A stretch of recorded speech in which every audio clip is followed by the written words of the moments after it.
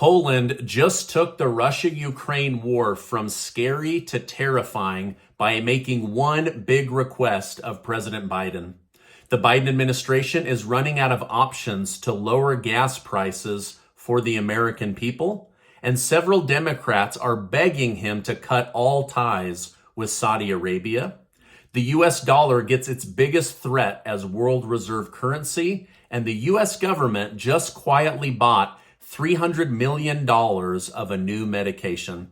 Thank you for liking and sharing these videos. Also, many of you have been asking, where can I get one of those Freedom Lover shirts or hoodies? I'm going to leave a link down below and tell you more about them at the end of this video. Let's jump into today's news. Now, according to new documents released from the U.S. Interior Office, the Biden administration is now considering offering less oil lease licenses in the Gulf of Mexico. The White House believes there is already enough oil leases available, so why go bigger? Why produce more here at home? Now, buried within the Inflation Reduction Bill, which doesn't actually reduce inflation, are the controlling rights on whether to pump more oil and gas. So a decision hasn't been made, but this new documentation shows the Biden administration is leaning towards less lease options rather than more lease options. The United Nations is now asking Treasury Secretary Janet Yellen to be mindful that U.S. rate hikes could lead to spillover into other nations, making their economic situation worse. The United Nations leader said, "Don't let the United States cause a global meltdown in your attempt to raise rates at home." Yellen acknowledged this worry and said that she and Jerome Powell are cognizant of it. Coal is now reacting to the new news from Saudi Arabia and OPEC nations about lowering oil production by 2 million barrels per day. The price of coal crossed $200 per ton for the first time ever, making the price of coal energy more expensive.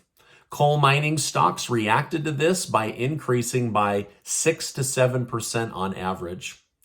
Well, Democrats are now super worried about the upcoming midterm elections with the new OPEC data and the rising gas prices based on yesterday's news that I shared with you. People literally vote based on who they think will lower inflation and keep gas prices cheap and stable. President Biden today said his visit in July to Saudi Arabia had nothing to do with oil prices. He didn't go there to beg, but now analysts are saying his next trip will involve begging for lower gas prices for the American people. The United States is now super dependent on OPEC, and they are now openly being mocked by OPEC leaders saying, look at how the United States needs us more than we need them. Now, the U.S. Oil and Gas Association said, life comes at you fast. Biden will have no other choice now than to turn to the one source he should have been supporting all along, U.S. oil production. Now, remember, the president has taunted the oil companies, badmouthed them, publicly said that his mission is to put them out of business, and now he may have to turn to them in order to save his party in re-election in 2022 and in 2024. The American Petroleum Institute also took a jab at the president. They tweeted, "Just a reminder, amid calls to increase domestic production, the Biden administration has leased fewer acres for oil and gas production on federal land and water than any other administration dating back to the end of World War II. In other words, these oil companies are not backing away from saying, "We told you so." Now, gas is at $8.35 a gallon at gas stations in Los Angeles, California, and on the lowest end, $3.09 a gallon at gas stations in Mississippi. But like we have seen time and time again, Biden and his team announced before turning to domestic oil increases, they want to speak with President Maduro of Venezuela to see if they can strike an accord that would lower gas prices in the United States and help socialist Venezuela get back on their feet. Excuse me. So basically, before they turn to Chevron and BP and some of the local oil companies in the United States, they're going to have roundtable discussions with Venezuela to see if we can buy cheap oil from Venezuela before increasing federal land output here in the United States. Democrat Representative Tom Malinowski of New Jersey and 2 other lawmakers introduced legislation today that would mandate the removal of U.S. military troops as well as U.S. missile defense systems in both Saudi Arabia and the United Arab Emirates. These Democrat leaders are telling President Biden to pull out of protecting Saudi Arabia completely unless they are willing to give us cheap gas. This would all but ensure the US dollar be removed as the world reserve currency and petrodollar in exchange for Saudi Arabia accepting funds from every country or shifting over to the Chinese yuan or the digital yuan, which is backed by the Shanghai gold market. So basically a digital Chinese currency backed by physical gold in Shanghai, China would be what would completely remove the US dollar in exchange for a new currency. So I'm not sure that cutting off our nose to spite our face is the right move, but what do I know? I'm just a guy on the internet who's worried about his own money being ravaged by hyperinflation if the US dollar is removed as the world currency. Well, Poland just took the Russia-Ukraine war from scary to terrifying. According to multiple sources and a public admission, President Duda of Poland said he has asked President Biden and the United States to bring military weapons and missiles to the country of Poland. Poland says they have spent extra money to beef up their own military, taken on tens of thousands of Ukrainian and European refugees. They've also allowed the United States to quietly build a large army base to host U.S. military soldiers so that the U.S. military can have boots on the ground next to Ukraine, but not in Ukraine. In exchange for all of this, they want nuclear missiles in Poland so that Putin will know not to mess with Poland, and through proximity, Putin will think twice about using nuclear weapons if nuclear weapons are in fact next door and not all the way over in the United States of America. So Poland and the Polish leadership feel they would avoid nuclear war with Vladimir Putin and Russia if Poland, Europe, and the rest of the world intimidates Putin into not using Russian nuclear weapons because of the proximity of U.S. nuclear weapons.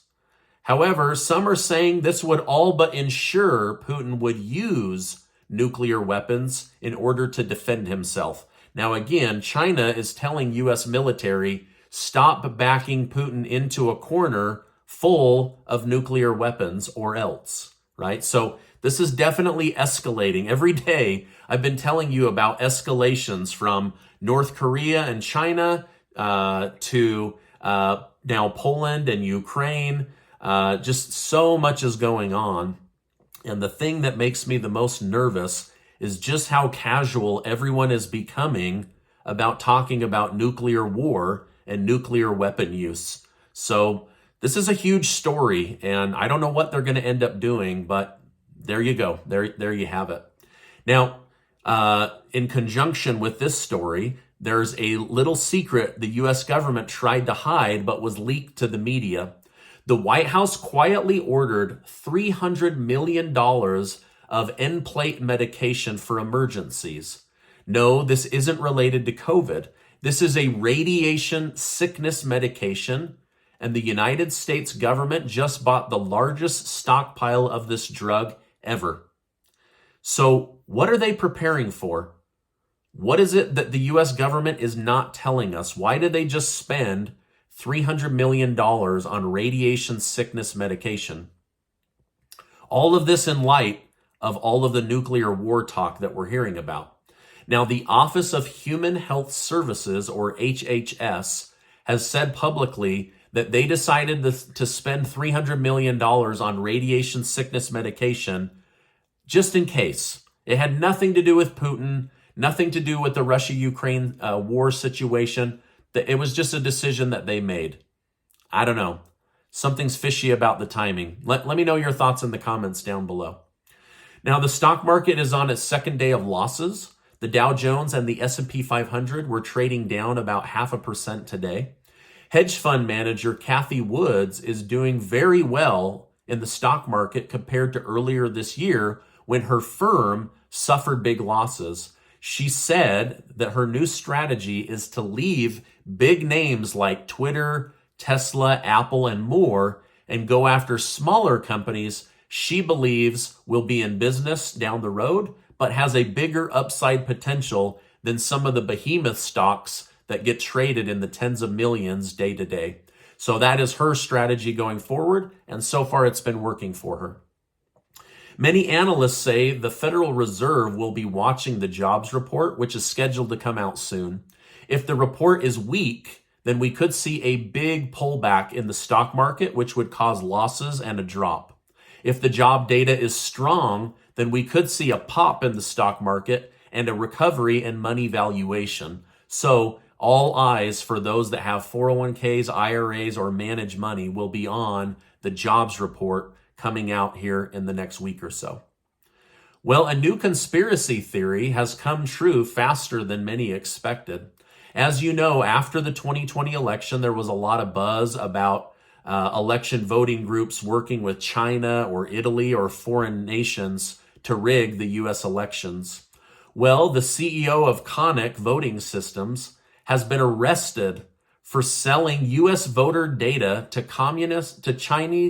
the Chinese Communist Party. Sorry, this is so crazy, it's hard to get out. So the CEO, after the election, has blasted voters for saying that there was something fishy about his voting software and his company. Now, these groups that he's tried to intimidate and take down through lawsuits are having the last laugh, as he was just arrested and will be serving jail time for selling private U.S. voter data to the Communist Party of China. I mean, isn't it crazy how sometimes things work out? How sometimes conspiracy theories are just weeks away from becoming conspiracy truths. Anyway, this is a huge story, and that guy is now going to jail for selling your private information to the Communist Party of China. Pretty wild. Now, this is my update for today. As I know more, I will definitely come on and share more with you. Make sure to take 20 seconds to go enter your name to be one of the winners of the $8,000 in cash and prizes that Casey and I are giving away, thanks to generous video sponsors. Casey and I set a goal to give away hundreds of hoodies this winter to make sure that people aren't cold and that they can keep themselves warm. So we've come up with these cool Freedom Lover hoodies, and we're going to be giving them away between now and Christmas. We're also giving away lots of cash. And if you want to go buy one of these Freedom Lover hoodies or hats or the You Are Amazing hat, I'll make sure to leave a link below. 100% of what I make goes to these giveaways in addition to the sponsorship money. So I've never made one dime in 3 years of selling merchandise. And so anyway, if you want to support the channel, you can have some cool looking swag while doing some good at the same time. And if you can't afford one, that's okay. Go try to win one. There's going to be hundreds of winners between now and Christmas. I'll make sure to leave a link below. Now, before you go, I want to remind you that you are amazing. Make sure to check out this video and be subscribed to the channel. Hey, I appreciate you stopping by today, and I will see you on the next video.